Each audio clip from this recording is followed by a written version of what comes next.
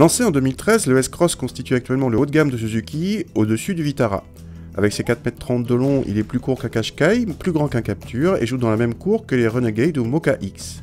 Le S-Cross a été restylé à l'occasion du Mondial 2016 avec une calandre modifiée, un nouveau capot bosselé qui lui donne plus de caractère et a vu sa garde au sol augmenter de 15 mm. Il existe en 2 ou 4 roues motrices et si le diesel n'a pas changé, le S-Cross reçoit 2 nouveaux blocs essence dont notre 1 litre 3 cylindres de 111 chevaux, déjà vu sur la Baleno. A l'intérieur, le restylage a amené de nouveaux habillages autour de la console centrale et un nouvel écran central plus grand. L'équipement est assez fourni, mais le freinage automatique d'urgence est réservé à la finition supérieure style.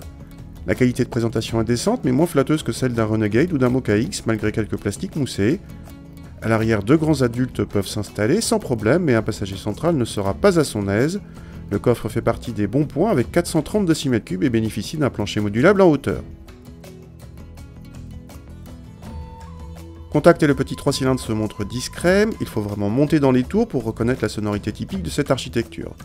Souple à bas régime, il monte bien dans les tours et s'énerve même passé 5000 tours.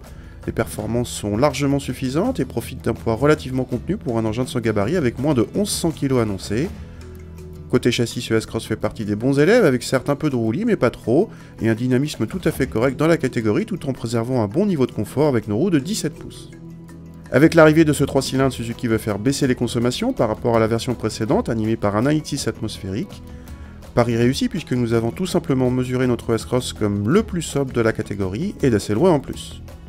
En tarif, notre S-Cross est bien placé puisqu'il reste sous la barre des 22 000 € avec cette motorisation et un équipement qui comprend l'essentiel et même un peu plus comme les sièges avant chauffants. A noter que si l'écran central est de série, la cartographie et donc la fonction GPS sont vendus en accessoire pour 300 €.